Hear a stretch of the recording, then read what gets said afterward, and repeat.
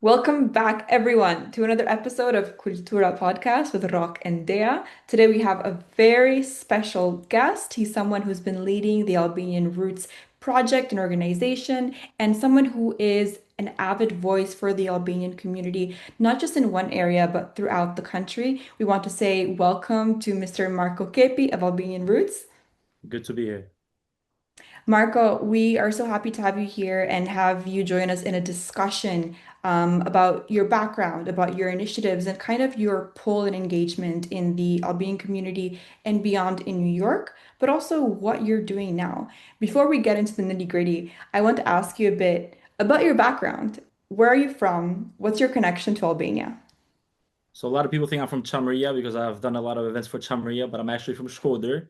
I'm very proud of where I come from. It's a beautiful city, and it's a city that's led a lot of battles for Albanian independence and Albanian struggle. So that's where I'm from, and yeah, that's my city, Shkodër.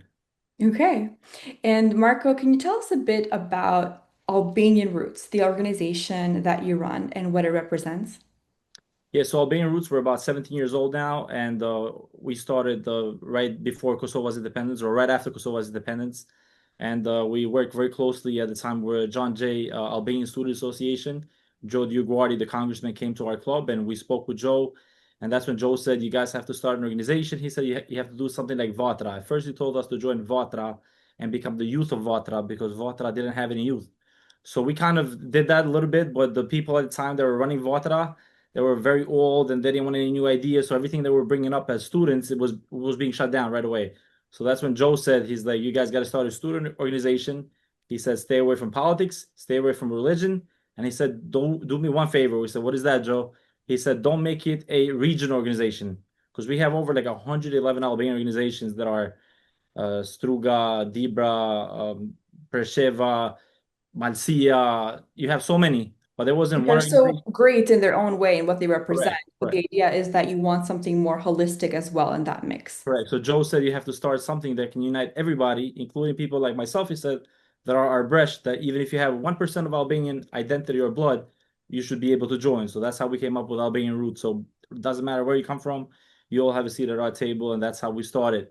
And at first, when we started with Albanian Roots, every event we did was free because all these other organizations, all they were having was dinners, independence dinners or their organization dinners, and it was $100 or more to get a ticket. The students at the time couldn't afford it.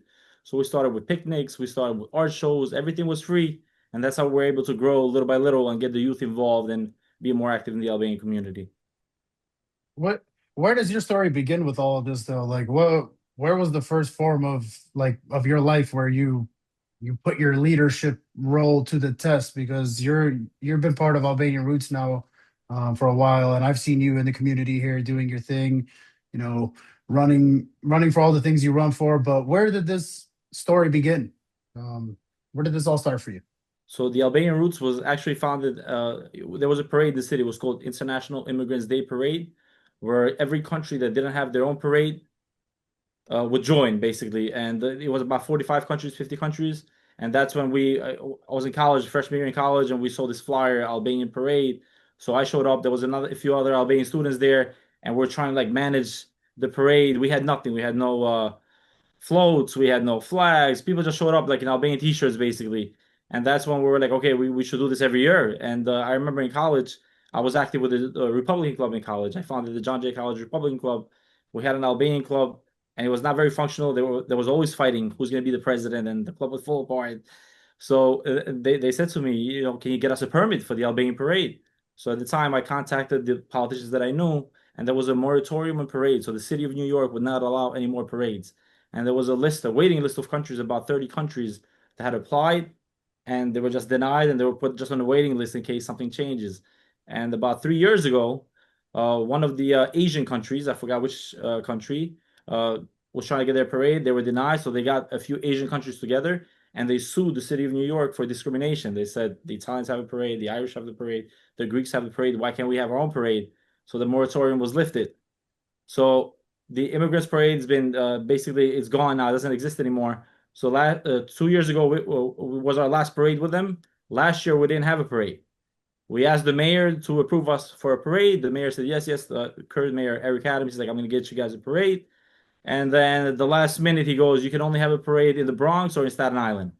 So we were not accepting the Bronx or Staten Island because we wanted a parade where everybody comes to it. Like we have people from all over the world that come to this parade and they email us months in advance. When is the parade? I'm planning my vacation, so I could be in New York.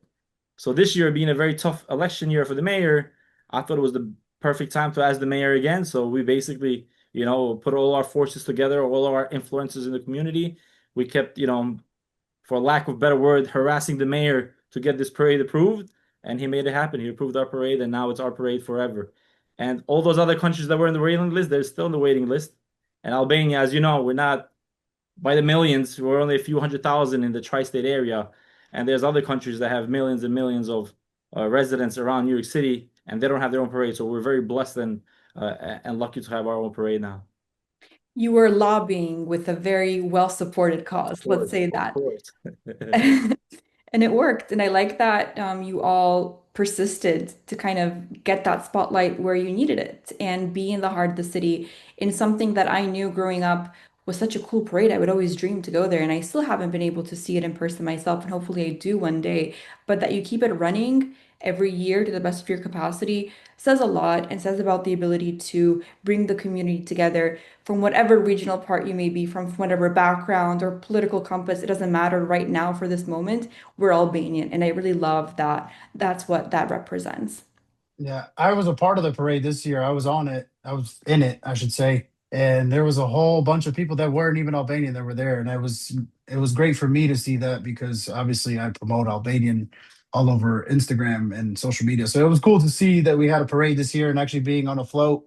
It was amazing to see that back in action and it was great. So We're in appreciate a you for that. transition stage in the parade because usually when we participated in other parades like Columbus Parade or Immigrants Parade, our community would not stand on the sides like a parade should be. So the way a parade should work is the organizations with their floats and their members march and do a show or a presentation, whatever it is, to best express what the organization represents or the community represents. But us, usually, the entire community would march in the parade. It was like a big rally. So that was one of the requests that NYPD had for us. That hey, I understand you guys are very passionate and patriotic, but I need the people to be on the sidelines and the parade to be an actual parade. So this year was the first time that we actually didn't have a massive crowd marching, and we put them on the side. And a lot of people were confused. They're like, "What's going on?" I usually walk in the parade, so we're trying to educate our community how to best grow our parade. So because at the end of the day, this is our best. It's like our stage. This is Albania, the world stage at the Albanian parade. So the best we can represent Albania and our causes, that's what the world is going to see. So we ask the community in the future to please work with us and try to make this as best as we can. I love it. I definitely had a good time. So thank you for that. That was awesome. It was good to have you.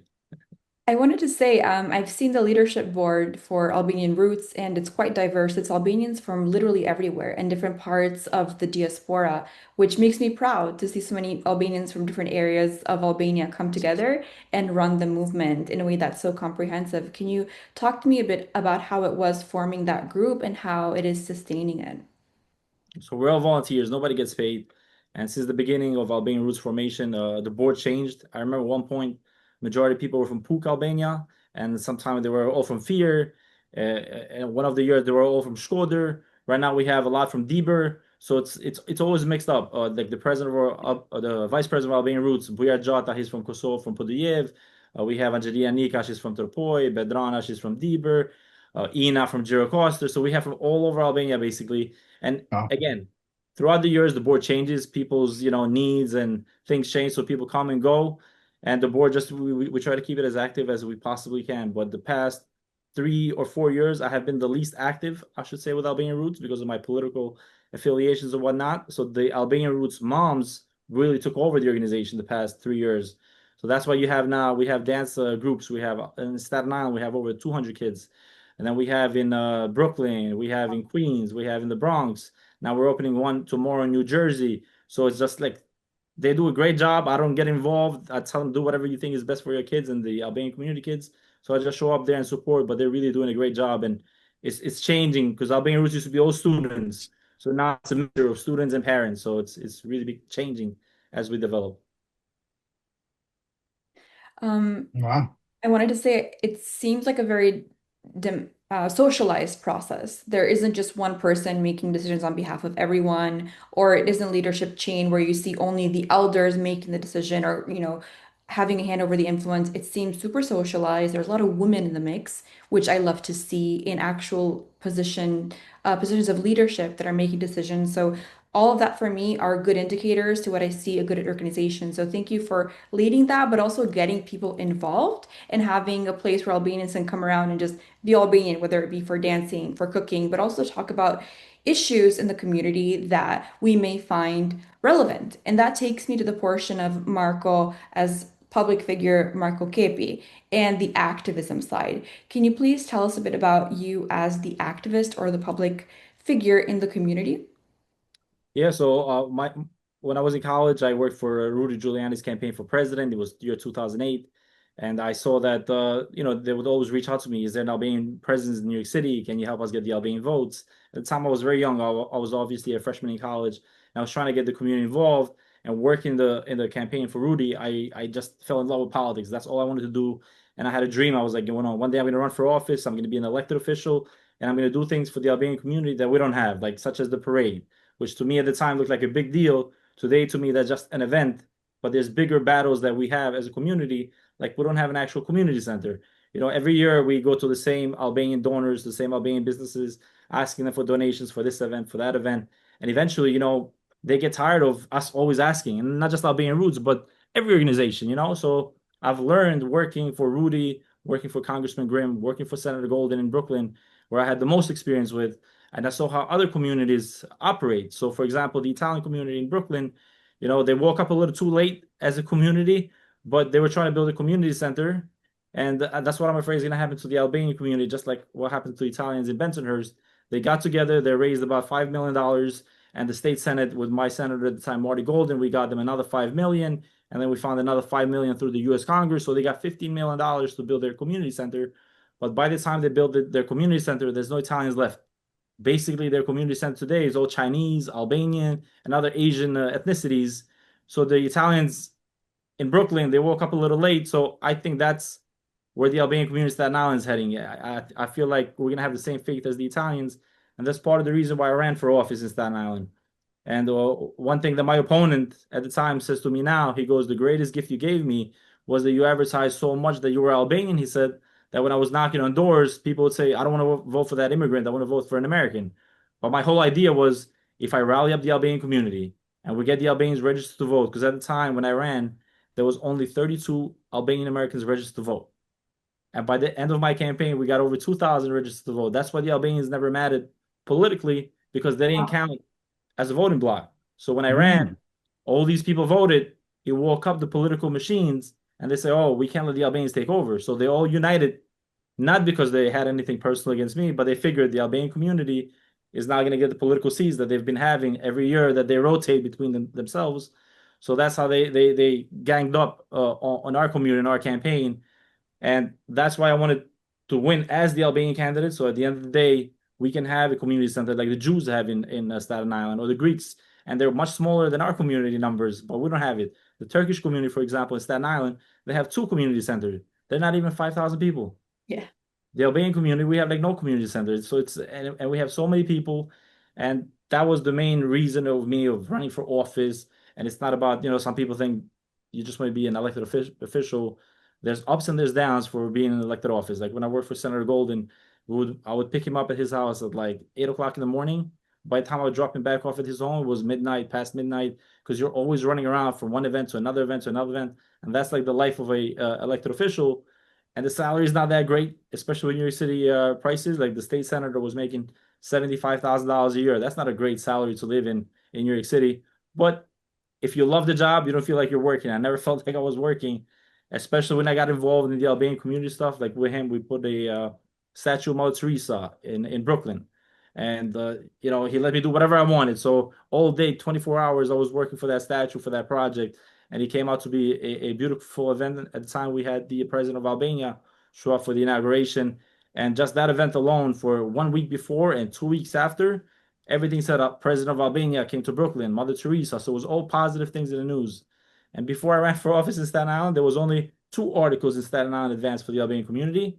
One was about some lady that committed fraud in food stamps or whatnot. Another one was for the mosque that they accused our mosque of terrorism and stuff like that. So I was trying to change the image of the Albanian community by doing more positive things. So that's what I think as a community we have to do. We have to pick a project and try to raise the Albanian image and not let others judge us like they have in Europe and other places around the world. Hand it over to Rock before I go on with a couple more questions in connection to that. But I think Rock has a couple of questions for you as Yeah, well. I mean, to kind of go through this because you take pride in being Albanian. Well, what does it mean to you personally, being Albanian, beyond the traditions, beyond all that, what does it really mean to you and why do you have this fire to promote it, so big into the US, into the world here? So I think it's the way you're raised. When people meet me, the first thing they learn about me is that I'm Albanian before they even get to know my name. And I remember when I came to America with my family, I was living in Flushing, Queens. And the teacher says, we have a new student, stand up. So I get up, I say my name. She says, where are you from? So I said, Albania.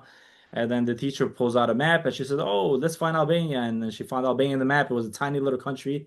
And the whole class started laughing and I felt insulted. She's like, oh, your country is so small. And I got all angry. I was like, my country is not small. And the teacher's like, what's wrong with the guy?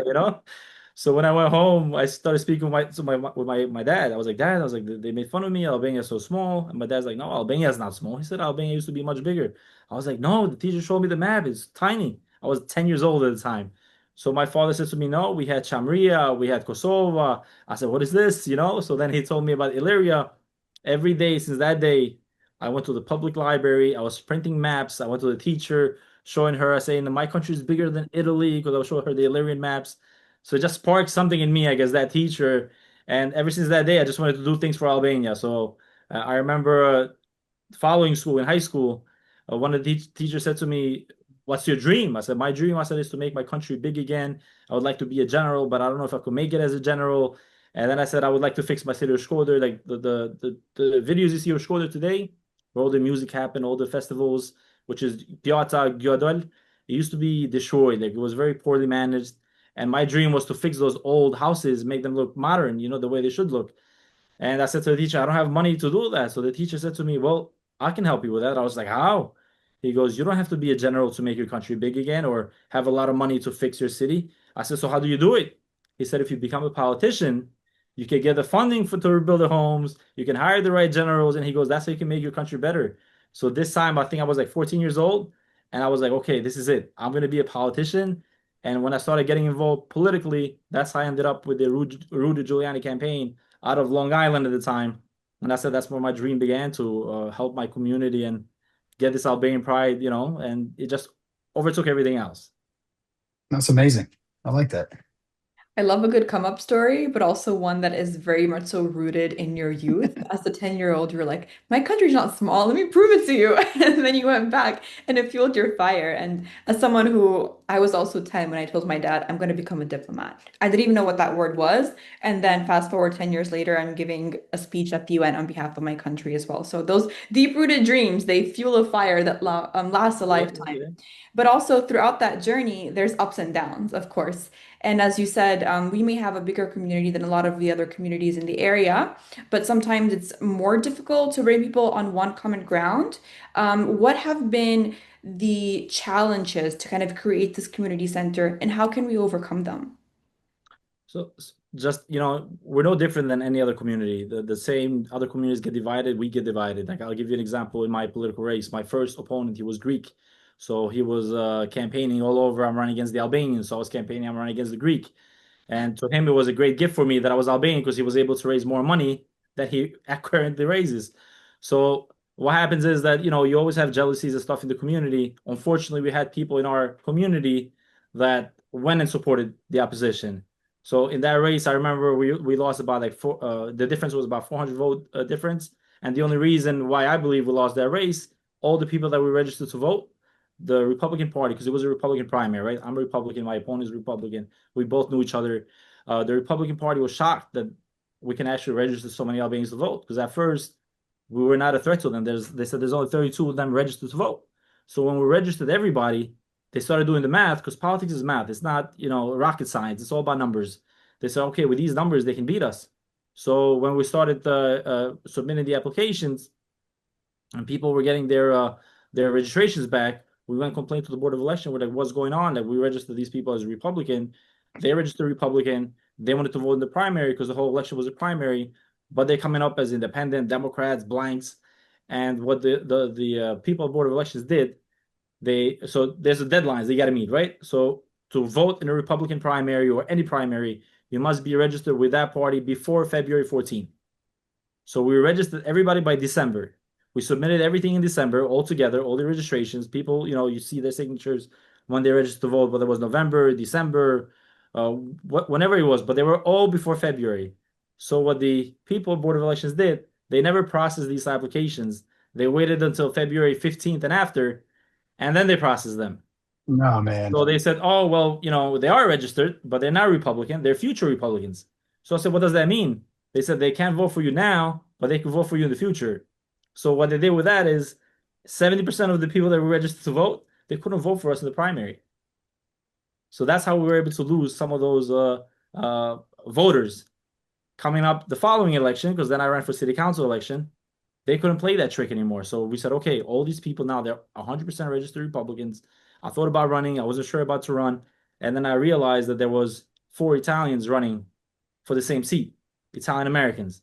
So theoretically, if you have 4 Italians running for the same seat, they all have the same friends, similar family members or whatnot, they're going to split the vote. So if I'm the only Albanian and I get the Albanian vote, plus the supporters that I have that are Americans, veterans, and regular Republicans, I said we can win as a community. Maybe we lost the first seat, but we can win this seat. So we started doing that. And then what does the Republican Party do?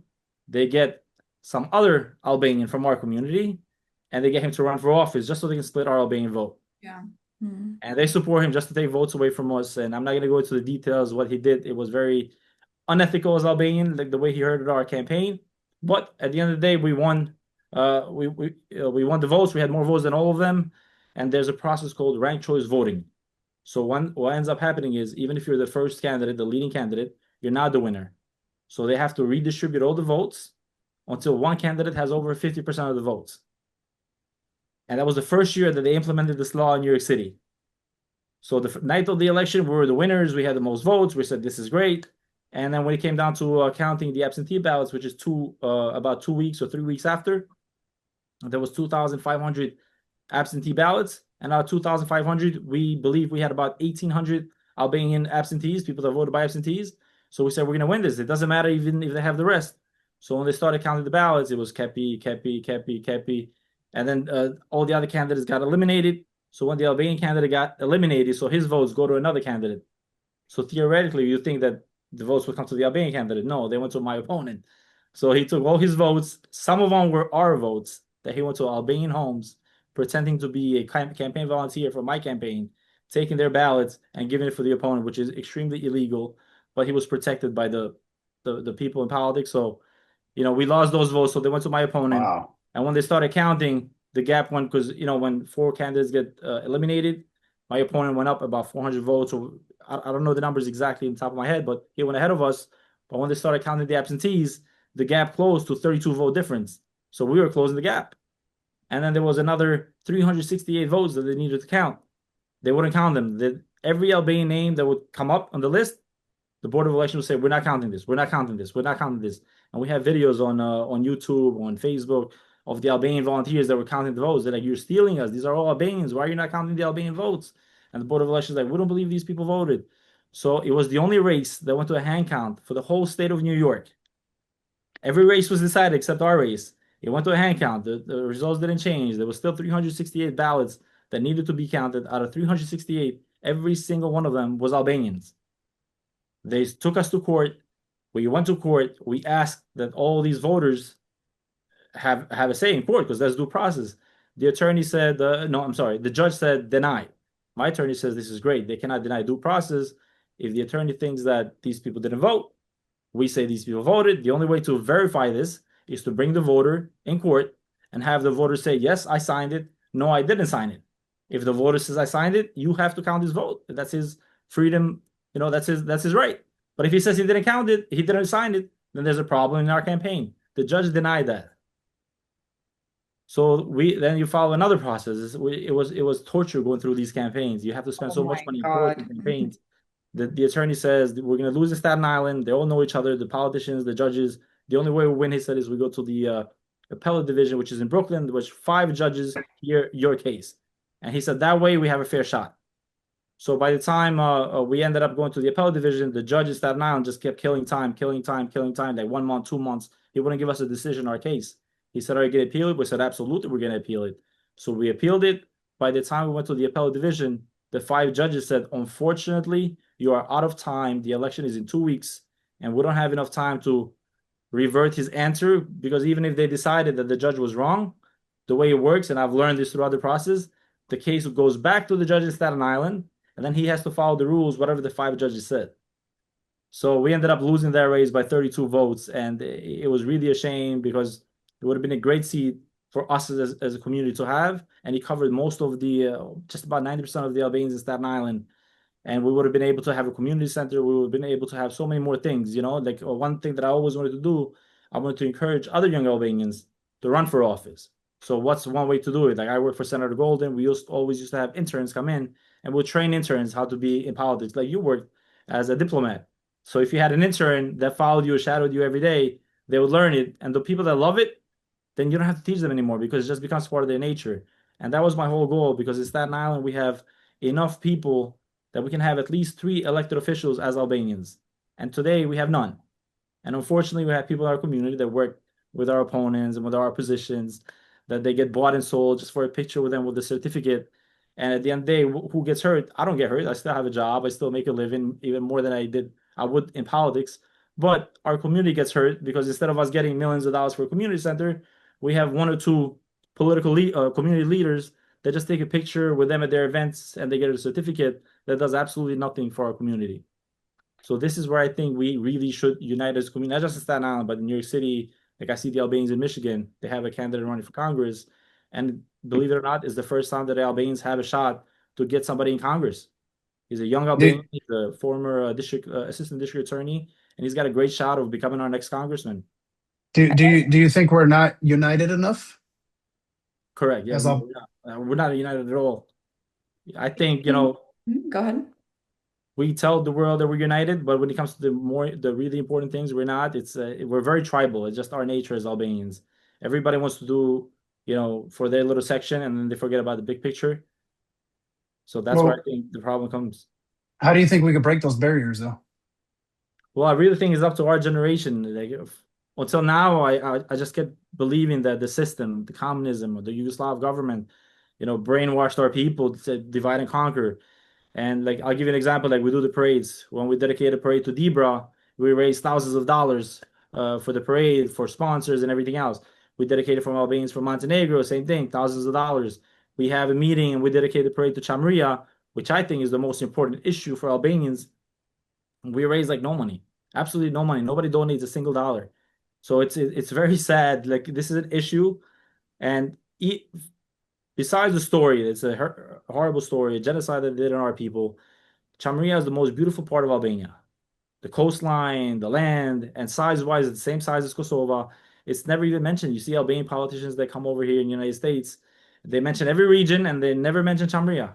I remember I asked the Prime Minister Edi Rama once, when he became Prime Minister, we asked about Chamria, and his answer was, we don't want to ruin our good relationships with Greece over some historical past. We asked the same thing to Dermeta, exact same answers, like they're programmed. And it's really sad. The only person that really kept his word, and I'm very proud of him, and I apologized to him in Albania last year when we did the Albanian parade in Albania, is the current president. He came to New York 2 years ago, and I asked him the same question. I said, the Albanian government never mentions Chamria, and politicians from Kosovo and Albania, whenever Srebrenica, whenever it's the Holocaust or any other genocide, they share all over their social media, remember this, remember that, which I'm not against. But also, you got to remember your own stuff, like remember Chamria. And nobody ever posted. So when I asked that to the president, it became like a little bit of a scandal, because his answer was not very clear. But he promised us. He said, "I promise you," he goes, "not that I will mention," he said, "but I will go to the graves and I will respect him the way he should as a president, as a sitting president." And he's the only elected official, as a sitting elected official and head of state, that actually went and recognized and respected, the genocide of our people of Chamria. So Wow. I That's really what. appreciate you going into that in detail. As you know, we've spoken about this. I am fully from Chamarria, both my mom's side and my dad's side. Turns out you also happen to know my uncle, who leads a Yep. lot of the Chamarria movements and organizations in Albania, Tahir Muedini. And just to know that I grew up knowing the stories and knowing the facts, but that Albanians don't even know that it exists is something that I'm not gonna lie, it does make me sad sometimes, but more so than makes me sad, it fuels me to speak more about the cause and align with more like-minded individuals because to have a genocide happen to your people and then to not recognize it is something that doesn't fly if you're actually Albanian. But on the Yep. positive note, once I have told people about it, once they become informed and they read, they do understand, hey, this was wrong and I need to support this or speak out about it. And there's more challenge in the community than you may imagine. But thank you for just kind of supporting that cause and being a voice for it. You mentioned in the beginning of the interview that people think you are from Chamaria because of how much you speak about it. So that's really interesting knowing that you're actually from Shkodër. But going back to that point of kind of national identity unification, beyond the tribalism, beyond the idea of like, "Duat jemi pari katundit" whenever people come to Albania, which is such an old mentality moving forward in order to unite, how can we focus more on bringing in the youth in a way that's not necessarily just politically aligned or spiritually aligned? Like you and I, Marco, we may have differences politically or spiritually. That doesn't matter if the heart of the issue is to support Albania and Albanian identity. So I'm able to have dialogue with you in a way that's very human and philosophical. How can we continue that in the community in a way that doesn't compartmentalize, but bring people together? So I think we have to give them a seat at the table and hear them out. Like I remember when we started Albanian Roots, I was young, I was in college. That at the time Facebook was a big thing. So we grew on Facebook where the other organizations were not existent. And today it's TikTok and all these other apps. And I have absolutely no clue how to use TikTok and whatnot. So now let the students from Albanian Roots use it because I don't get it. I just don't get it. It's a different generational thing.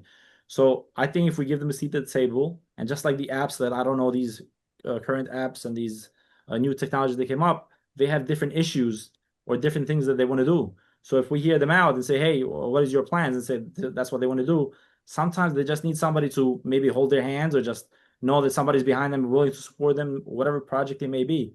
I remember a long time ago we used to have an Albanian movie week, which kind of died out.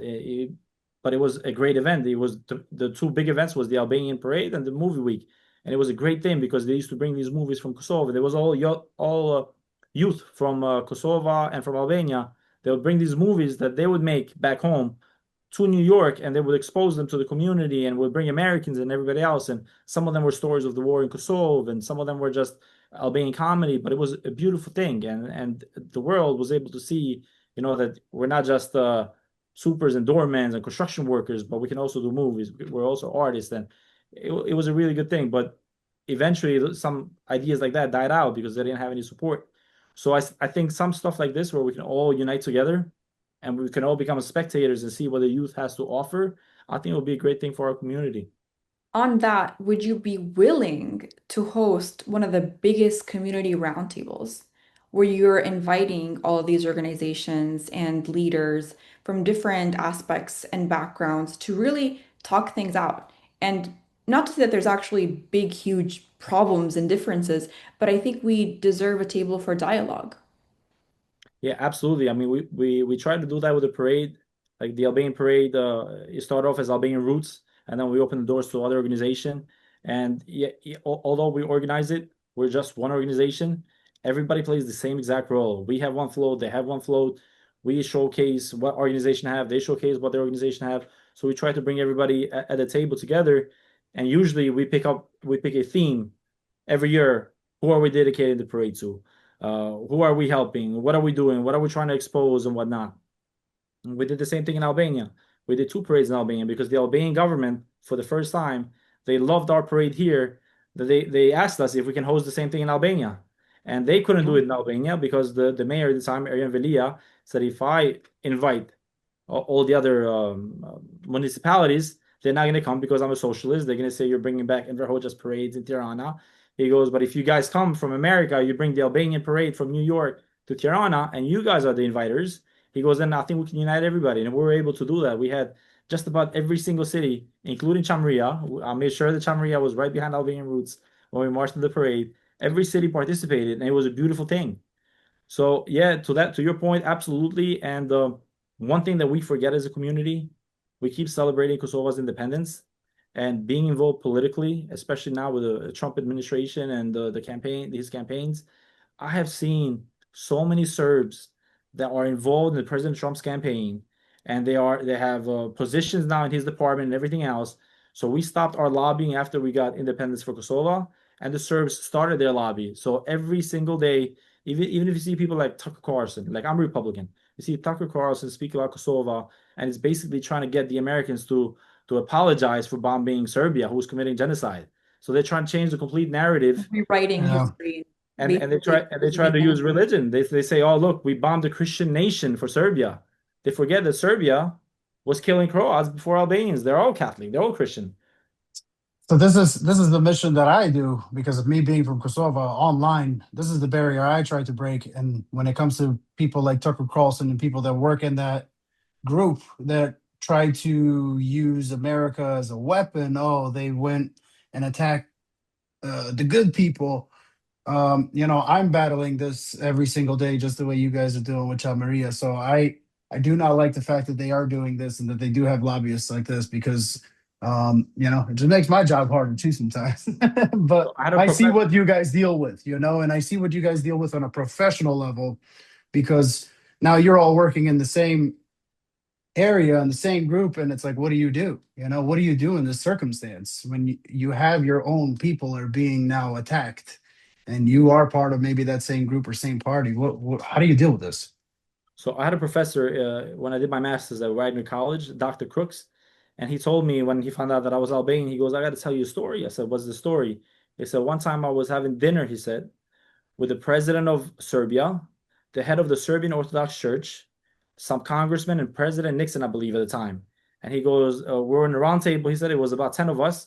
And the whole plan was how the United States was supporting Serbia against the radical Islamist Albanians. And he goes, when I saw NATO bombed Serbia, he goes, I was shocked because on that table, he said the United States and every department from the American government, they were so pro-Serbian. So he goes, whatever you guys did as an Albanian community, he goes, congratulations, because you completely flipped the tables. And that was Joe Diorguardi, the Albanian American Civic League. So today, Serbia learned from what we've done. And as we celebrate that we have Kosovo's independence, Serbia is going through, all these channels, maybe not through congressional hearings like we did, but what they're doing is they have the ear of these elected officials. Like when I worked for Senator Golden, I would say, hey, Senator, I need this for the Albanian community. So if somebody from the outside said, you can't do this, he would listen to me because I worked for him. I was his advisor. So I'd be like, this is what we need. And he would deliver for our community. So that's what Serbs are doing. They're putting Serbs in all these administrations as advisors or whatever you want to call it. And they tell these politicians or these elected officials, hey, this is what we need to do for Serbia. Serbia is this. Serbia is better for United States. And as you can see this year, we have a disconnect between United States and Kosovo. And you always hear about Mitrovica, for example. Oh, human rights for Mitrovica, and they have more rights than Albanians in Kosovo do. But you never hear anything about Albanians from Preševa or Medveđa or Bujanovsk. And I met the mayor of Preševa, and we invited him at an Albanian Roots event. And again, just like Chamria, nobody shows interest from our community to hear these people are. These are the people that are being extinct, basically, as we see. Like they're live people, but they're being extinct. And he said to me, what the Serb government is doing to us in Preševa, they're completely exterminating us. And I said, how are they doing that? So they have this policy only for Albanians in Preševa, no other ethnicities. They come to your house, they knock on the door once. If they don't find you home, they say, we didn't find this person home. They come back 2 days or 3 days later. You could be at work. They could come middle of the night, whenever they feel like it. And once they do that second check that, oh, they were not home again, they remove you from the voter rolls, they remove you from their registrars. They still take your taxes, but you lose your right to vote because they say you no longer live here. You don't exist in our database. So now when Albanians go to the elections, at the time when I spoke with him, they had already removed over 5,000 Albanians from the voter rolls. So that's what they're doing to us, and nobody speaks for that, and it's really sad. When we think of ethnic cleansing, we think of terrorizing things, right? Blood and warfare, but there's different aspects of ethnic cleansing, and some are technological nowadays, some are more modern, some are more politically entwined in the process where you remove people from history or from existing in any legal records, and that is all part of ethnic cleansing. So the fact that you point that out on a platform like this is really important, and we appreciate that. One thing you mentioned earlier is that bringing the community together, quote unquote, that's a term that's used a lot, but servicing community is more what I'm interested in. Doing tangible things for it is more than just making public appearances and taking pictures. 100%. I think what speaks volumes is what you're able to do year by year, the number of people's lives you're able to actually benefit, but also open opportunities and doorways for Albanians, whether it be in the job market, whether it be through different forms of business and participation. How are we actually leveraging the community to help bring even more money into the pockets of Albanians? And that's by coming together in that way. So I like seeing that collaboration in the overall message. And again, bringing people together regardless of what their sectional Albanian background or religion may be. And I'm sure the xenopolitics is its own game. There's always rumors that go around, oh, this person doesn't support this group of people because their background or this or that. I haven't seen that when it comes to Albanian Roots. In fact, Albanian Roots, what I've seen has been the most inclusive from its leadership board, but also the causes that it supports. And I'd like to see more of it. Rok, I know you come from a similar background as Marco, whether it be region of Albania wise or spirituality. Do you want to speak a bit more on that? You guys are both from the north. Yeah, I mean, we're both from the northeast from Shkodër. I'm from Merdit. I mean, obviously, my parents are born from Kosovo, but we do have a lot of ties, because I believe you're Roman Catholic as well, right? Yes. Yeah, so I know that's a big thing there too. But I think Shkodra was also one of the first Albanian cities to, I think, start the unification or unity of Muslim Albanians and Catholic Albanians back in the day, which is still pretty cool today. And I like the fact that he does come from Shkodra. Shkodra, I've never been, but I'd love to go there. And you know, I don't have much to say in terms of faith, because I don't like to really speak about faith much in the Albanian community, because Albanians get really riled up. But I do like the fact that people like me and Marco are able to work with people of different faiths and different outlooks on religion and wherever they come from. I do admire the fact that, you know, he's very open to whoever you are, whatever you are. He listens to you. And I feel like you do need to be that kind of person in a political world. You can't be biased, and I just like the fact that Marco does do that, and it's good that you guys are able to have something like Albanian roots, because to get into the roots of who we are, at the end of the day, we are Albanian. Before religion, before anything, we are Albanian, and the fact that you guys have a group called Albanian Roots means a lot to me. It's special because the root of it all is us being Albanian. And if we can unite and hopefully unite more between all these other organizations and you guys, I would love to be a big part of that too, especially with stories like this, with the genocides of Chamaria, genocides of Kosovo. Anything I can do also to hopefully fight that battle with you guys, I would love to be a part of that. And, to me, this is a big deal because I'm very patriotic, being from Merdit. Like you said, we fought for basically our freedom. The people Never that surrender. are, yeah, we never surrendered, and we never gave up our red and black spirit. We fought for the double-headed eagle, and we still carry that double-headed eagle today because of a lot of people that came from the north. And I hope we can continue to battle this fight, because I still feel people do not know who Albanians are. Correct. And the fact that we're being separated by different countries is also very hurtful. And I think that's the way we are being attacked without being killed, without being destroyed homes. We are being more disorganized now, with us being, oh, I'm from here, I'm from here. So the fact that you guys have Albanian roots, I admire that, and I hope I can help it grow in any way possible. And I hope we We'd can do love to that have in you the guys, next especially come see coming the years. it would be great. Yeah, yeah. And And I just to answer her questions or her points, one, as far as projects that we can bring people together besides events and the religion factor, that's why I mentioned the community center, right? Because if you have like all these organizations, they're all volunteers. And yes, they are regional and they do great things for their regions, but then we lack the unity, right? The unity becomes where we all work together as one body. Because as individual groups and organizations, they all do great things.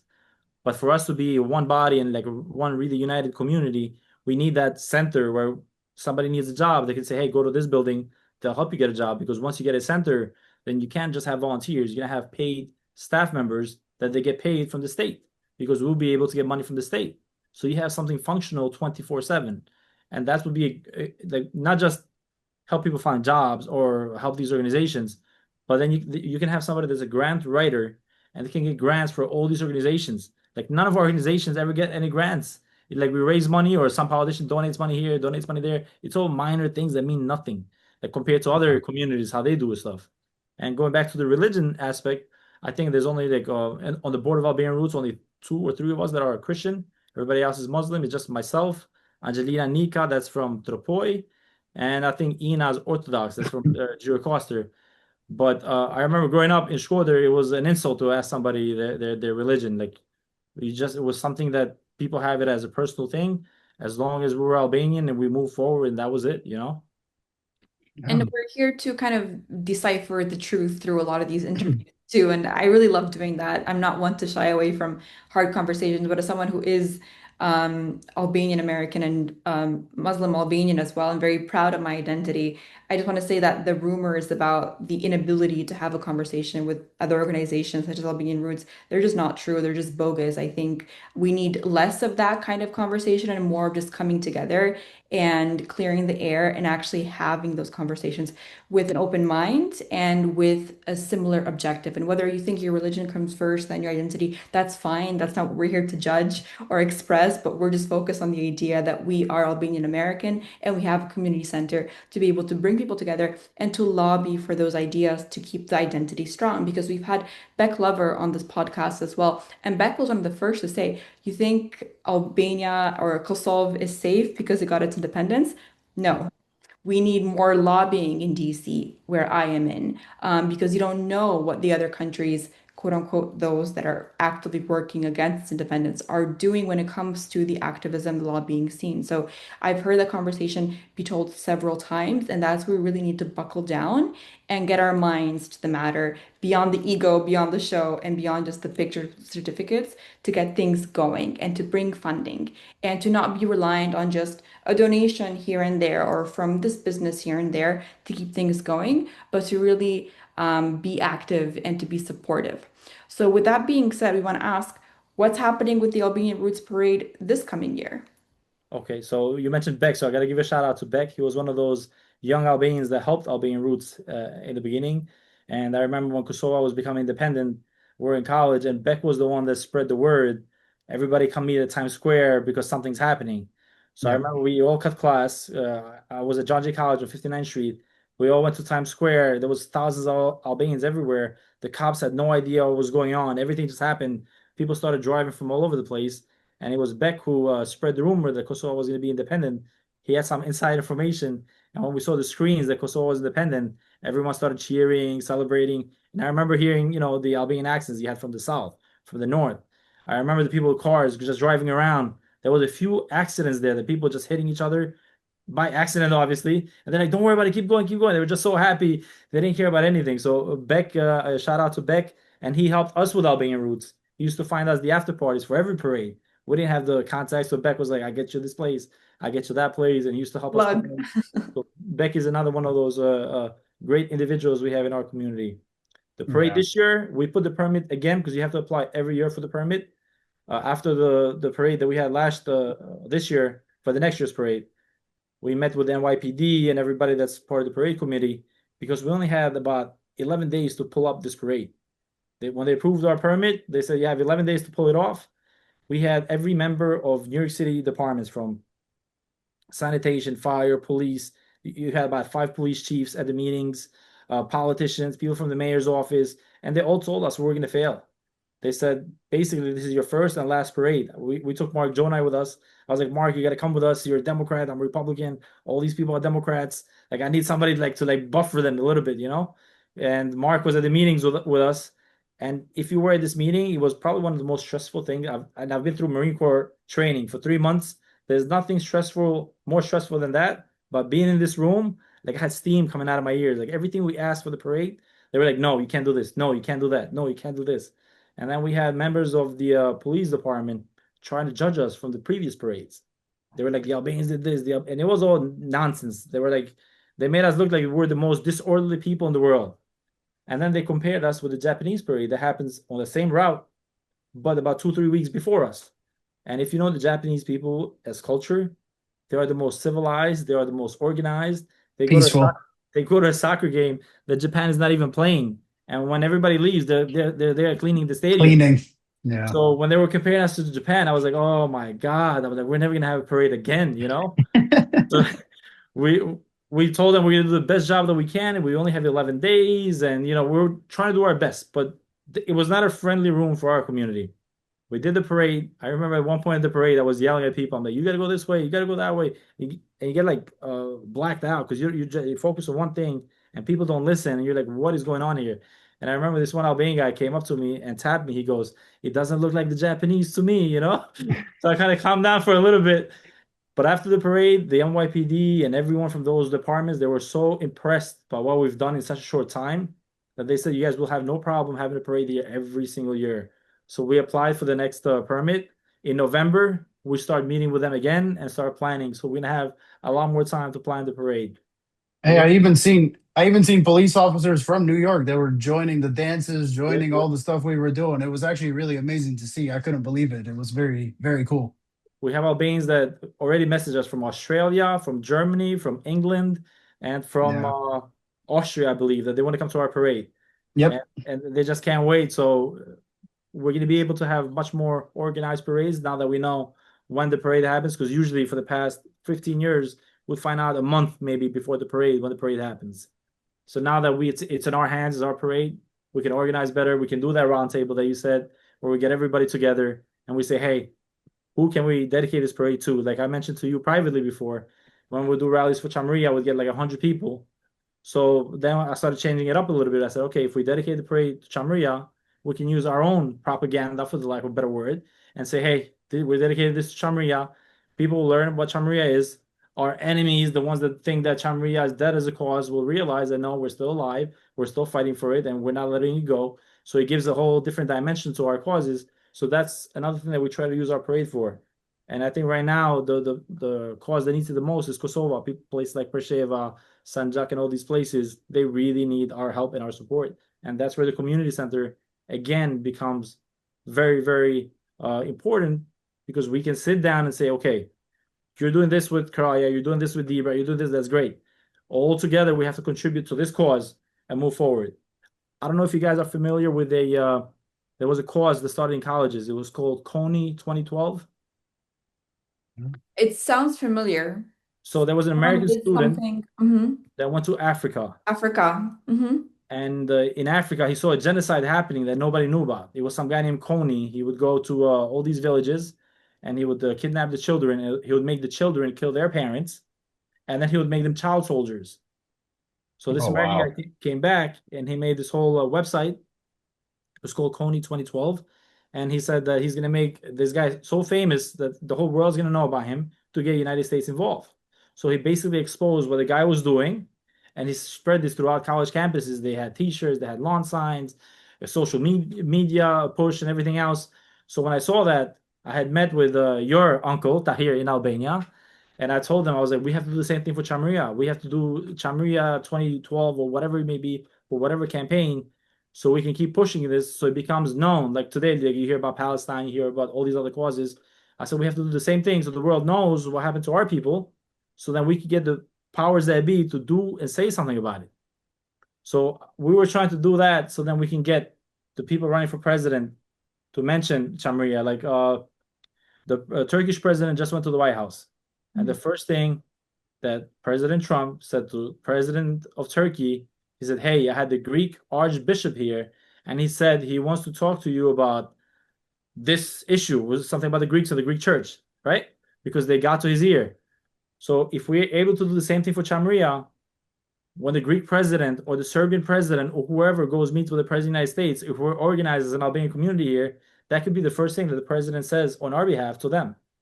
because Yeah. Albanians live in a lot of swing states like Illinois, like Michigan, like Pennsylvania. So our votes really matter in these states. Wow. But we have to be united.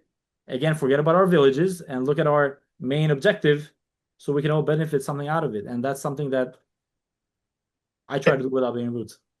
Is it possible, like let's say in the next coming years, like for the parade in general, let's say you have a float, maybe on that float you have signs or posters or anything on that float that signifies the genocide of Chameria or the genocide in Kosovo. Is it possible to do things like that? Or is it possible also, a second question to build on this one, is it possible to maybe have, you know how we have like, let's say like galas or things like this where people meet and have the organizations and meetings. Is it possible to have one big unificational like meeting where we can talk and bring Americans and people into these events with us to speak about, the genocides in Chamaria or Kosovo, because a lot of people still don't know about it at all. So we've dedicated at least five parades out of our 15 parades to Chamria, to the point where other people from different communities were basically saying, enough with Chamria. What about my village? What about this city? What about that city? So we've done that. And Yeah. her uncle a few times sponsored the Chamria float. We didn't have enough money as Albanian Roots to get a float. So he would come from Albania, sponsor Chamria Wow. float. We had people with Chamria clothing with the banners. We've designed the banners and everything else, including the past three parades. We had the president of the Chamria party, Shpetim Idrizi, who every year he says, "Hey, don't forget about Chamria." I'm like, "Of course not." And sometimes I feel embarrassed to ask them to sponsor a float. And he says to me, it's our job. He's like, we have to sponsor. So he sponsors the float every single year. So we have a Chamria float in the parade. And this year we had Chamria and Peya together at the same float. And we had whoever we had with Albanian clothing from Chamria march with them. But I remember the when it was the 80th year anniversary of Chamria genocide, we made a huge push about recognizing Chamria. 90% of the Albanians at the parade, they were like, "What is Cameria?" They didn't know what it was. So we made these ethnic Albania maps, which includes all of Albania, including Chamria, so people can see where Chamria is. The back of the float, we had the ethnic Albania map, and we made Chamria in blue, so it stands out, so people know exactly where Chamria is. And at the back of the map that we gave out for free to everybody, it was the whole history of Chamria. What happened, how it happened, the whole thing. So we gave it for free. We gave it to schools. We gave it to Albanian students. I remember this Albanian lady from Kosovo. She was crying hysterically. She goes, "How come I never knew about this? This is crazy." She started Googling. From there, we had an event at St. Francis College when we had Americans come in, we had students come in. We did a presentation. And what ended up happening was the Greek ambassador called the school to shut the event down. We had to sit down with the president of the school of St. Francis College not to shut the event down. We said, "This is New York. It's freedom of speech. This is our cause." And he's like, "But I have the ambassador of Greece to the United States calling us and saying that this is what's happening." And then what they do is they get elected officials that fund the school. Again, being a unified community, they call those elected officials. The elected officials call the school president again, say, "Hey, I'm going to cut your funding if you keep allowing these events." Right? So luckily we were able to have the event. But I'll tell you the best story about Chamria. There was a guy running for Congress in Staten Island. His name was Max Rose, and he was running against the Greek Republican Congresswoman Nicole Malliotakis. And he asked me, he says, "Who can I bring? What are one of the Albanian issues?" So I told him one of the Albanian issues is Chamria, and there's a guy that was at the time the majority uh, in Congress, and he was that I forgot the exact title, but he's in charge of foreign affairs for the United States. The congressman is in charge for foreign affairs, and they came to his event, and they spoke at the event. And we had a guy named by Sadi Bulati, who's a genocide survivor. He got up there. He said his story. He said, "I'm Albanian. This is part of my story. I'm not allowed to go back to my home. They called me enemy of the people. I was 7 years old." He said, "When I left, they killed my brother, my mother." Their story is just so tragic. When he tells you his story, how they killed his entire family, and he witnessed it as a 7-year-old and walked from Greece to Albania or Chamria to Albania. It's a crazy story. So he says the whole story. The guy running for Congress, the former Congressman Max Rose, says, "Once I win, we're going to go together to Chamria. I'm going to fight for you." And then the guy that represents the United States in foreign affairs, the congressman, says, "I will fight for you. I will have you come at hearings in Congress so you can testify your story. This is America." I was like, this is great. We're finally bringing the Chamria, the Albanian issue, to U.S. Congress. Yeah. And guess the event ended about 10:30 at night. At 12 at midnight, I get a call from the former congressman. He said, "What is going on? What happened here?" I was like, "What do you mean?" I said, the guy that's a genocide survivor, he's very happy. I can't even explain to you. I said, the words that you guys said about him and his cause, like his whole family, I said they were in tears that he's finally going to get justice. And his answer was, I just got a call from the White House for an emergency meeting for Greece-United States relationship. So again, going back to you and us being united as a community, the Greeks and the Serbs say all sorts of things for the Albanian community. They call us, you name it. I'm not even Right. going to go You into the don't names have of to the go say. into it. Yeah. Hmm. But there is never somebody from our community that has the power or the means to do these calls that they do. We have nobody that can call the White House and be like, hey, you got to stop this. We have nobody that can. That's what I talk about. We're not united. Yes, as individuals and there's different groups and organizations, we do great things, we get along, but we're not united as one body because we're still like principalities. We're not like one nation. So that's why I always wanted to get involved in politics. I wanted to be that person that can unite our community and say, okay, this is what we got to do. And it's not rocket science. We don't have to invent anything. We just have to copy what the Jews did, what the Italians did, or what the Greeks did. In New York, or you mean in general for In general, but in America and New York, just copy what they've done with their community centers or with their lobbying. It works, We don't have to reinvent the wheel. Just exactly what they did with the same things they apply for, we can apply for the same things. Like Dio Guardi told me once, he said, "We have no anti-defamation league as Albanians. So whenever you hear something like, let's say Palestinians attacking Jewish students or another group attacking Jewish students or just doing anti-Jewish stuff in schools or universities in the city." The Jews have a group called Anti-Defamation League where they get funding from the state where they live in that they have to combat that, right? It's taxpayer money. They don't take it out of their pockets. They say, we had an attack in our community. The state gives money to fight that attack, right? We don't have that. And I remember the Uguardi said we have to open an Albanian Anti-Defamation League. Mhm. So we have all these youth, all these organizations, culture, but then when it comes to stuff like this, when Albanians get attacked, like the movie Taken came out, everyone's like, "Oh, Albanians are criminals," and but this and that. And my name is Marco, which was even worse for me. So if we had the Albanian Defamation League, we could have Yeah. came up with articles in New York Post, with a commercial on TV or something. Say, "Hey, that's propaganda. Albanians, this is who we are. We're Mother Teresa. We're this. We're that. We're that." We don't have that. It's really So interesting and powerful that you bring it up because I think it's through fighting the defamation attempts towards Palestinians that Palestinians were able to say that's propaganda, guys. Like that's yep, yep. propaganda aimed towards us, and let's actually, present ourselves in the correct light. Marco, you seem to me like a truth teller, and that can ruffle a lot of feathers. But we do encourage you to continue doing that because it's the truth that always wins at the end of the day. And there's so much intelligence that comes from that and bringing people together. I think so much of the Italian community or Greek community is able to make those phone calls because when they represent themselves as Greece or as Italy. And Yep. that's what we have to do, represent ourselves as Albanians, to have a stronger voice because we are so strong when we are united in those causes. Thank you so much for speaking about Chamarya. And for those that don't know much of the history, it's online, but as a short history portion of it too, my grandparents survived genocide. They walked on foot from different parts of northern Greece to Tirana and to different cities in Wow. Albania. My grandfather has been on several interviews because his family had very prominent leadership roles in their city of Paramthia. So they were targeted first. My grandfather saw his mother die along the way, had to become a man at the age of 8. And there's so many other heart-wrenching stories which we really carry and have not been brought up to the surface. But if you learn about it, you're going to learn more about who we are as a people, our perseverance as a people, and that we owe it to ourselves to finally give light and unity to these stories as Albanians everywhere. I think, Marco, we've heard a lot of your perspective and a lot of your ethos of functioning when it comes to being in this space.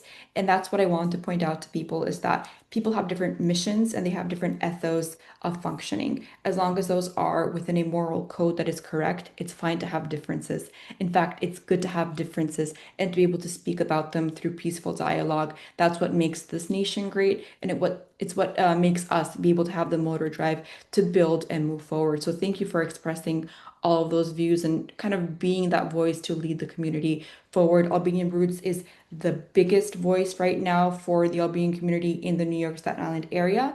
And you see it from their events and the leadership that they have in place, how far and wide their presence and their activism reaches. I'm handed over to Rock now to go into a different segment of this interview, which is more about your Albanian background and your likes and dislikes. And then we'll take it from there.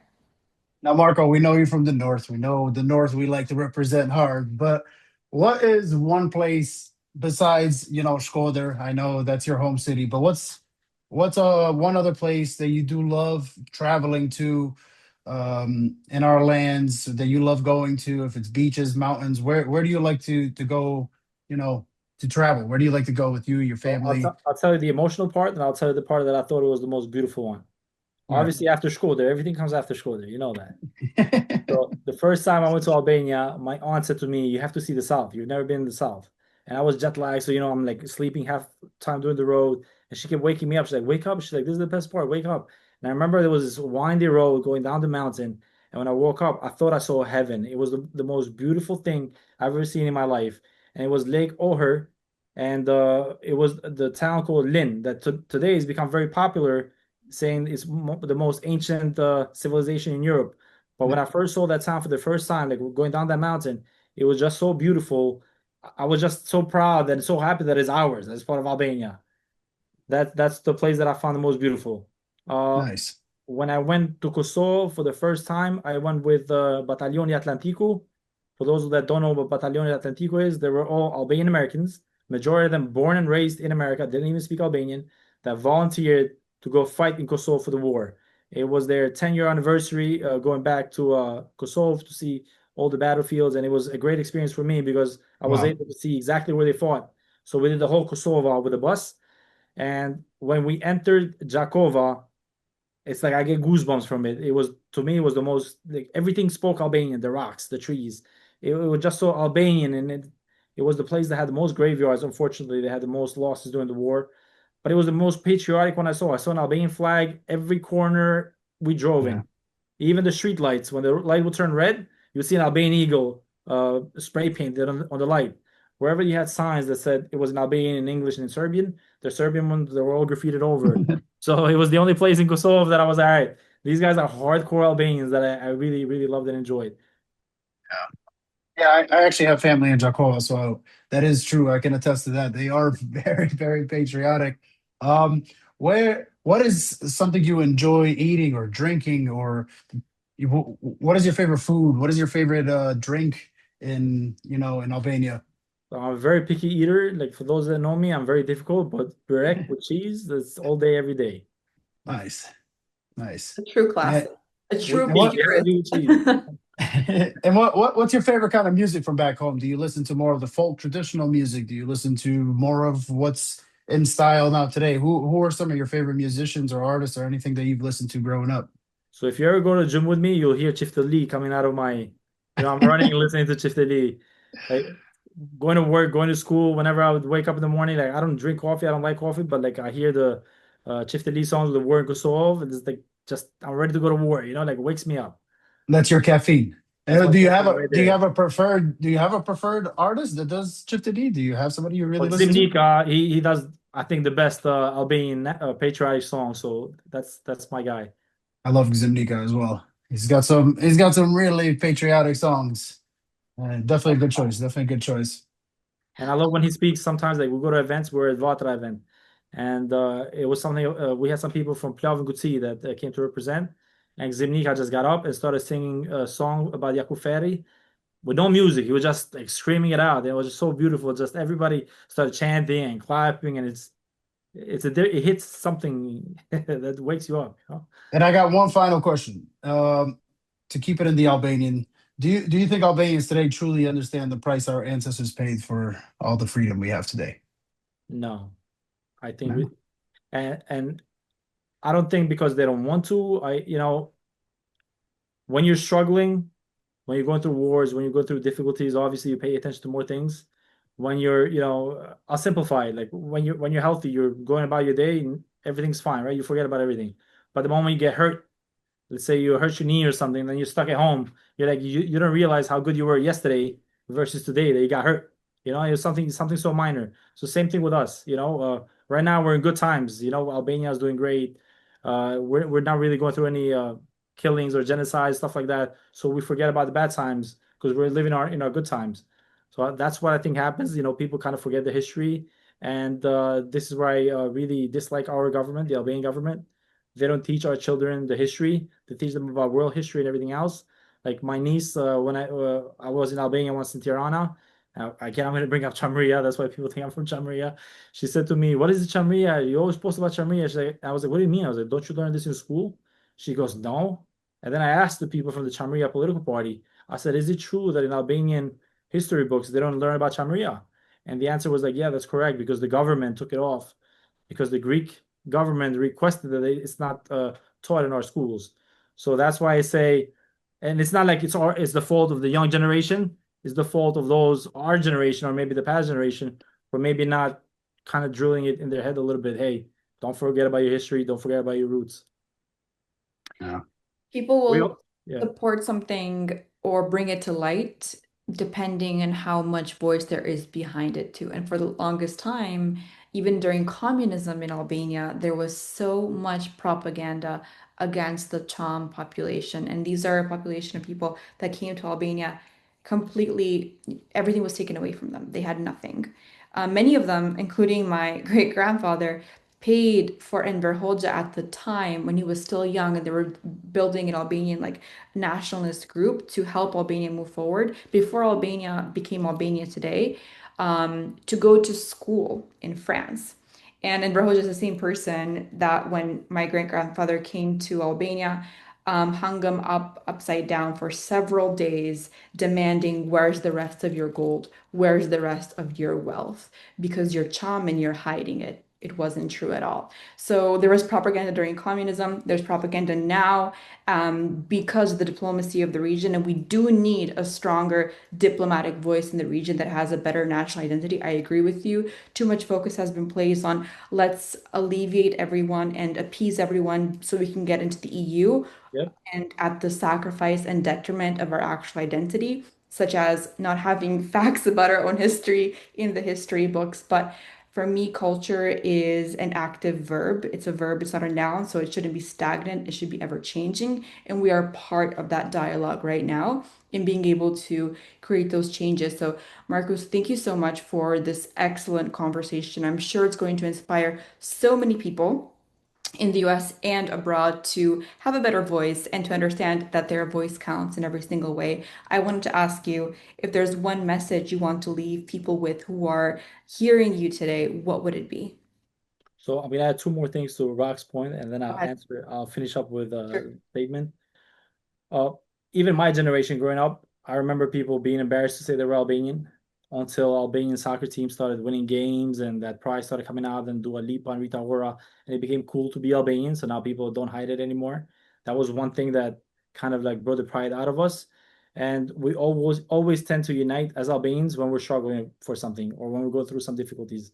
And the last example I'll give you from Albanian Roots is when the earthquake hit Albania in 24 hours, we were able to raise $1.6 million on Facebook. So the Wow. government asked us to build 44 homes in Albania. We built 45 homes in Albania.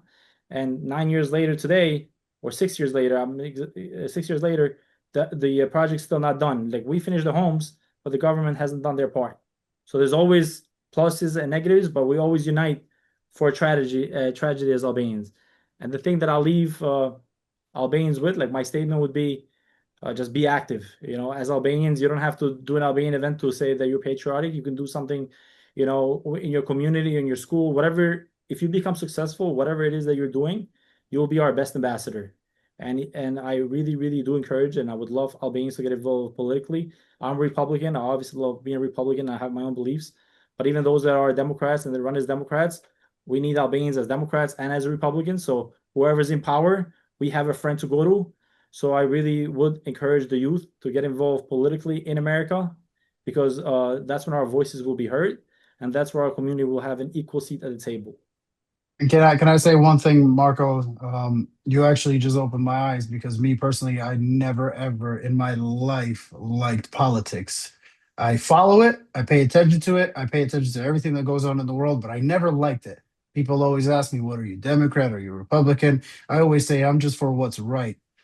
But today I think you like opened my eyes when you started talking about some of the things from back home and some of the things about lobbyists and how people can get to the more important person's ear first before somebody else. And today you actually opened my eyes into something, and kind of, I'm like, I don't even know how to portray it, but it's something that just really opened my eyes, and I see what that means. And I'm gonna try in my best ability as well. I'm not a politician, but hopefully, I can help in any way into pushing that word out to the Well, world you are about, helping, and I'll tell you this: you I have know. American friends that send me your videos, so I'm like, I know him. Every time I send a video, I'm like, I know him. Yeah, Bro, and I the hope we can biggest help. ambassador of Albania, like the biggest de facto ambassador of Albania online. His videos are debated in Albanian universities. I've been told this firsthand as well. And his videos reach like everywhere in the globe. So I agree with you on that So point we need too. him to do a "Did you know" video about Chamria, so they can something That's professional that I can put together. I can tell you stories all day long, but something that's like 60 seconds, you have to put it together so we can all share it and let I the youth got at you. least know about our history. I got you. Definitely about them, and definitely for the people also, like you mentioned, in Preševa and these places as well that are under constant oppression every single day. I will do whatever I can to fight for those people as well because they are my people at the end of the day. So, Thank you. I appreciate that. I appreciate you for opening my eyes to this. Thank you, Thank you. Marco, for Thank you, guys. the motivation, for the inspiration. We welcome everyone to join the conversation. And I have to say, that's one of my favorite closing remarks that we've had on the show so far because it's so democratic in nature, right?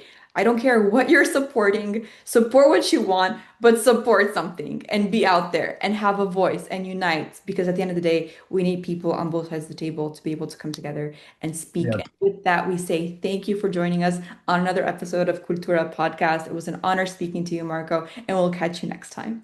Thank you, and I welcome you guys at Albanian Roots.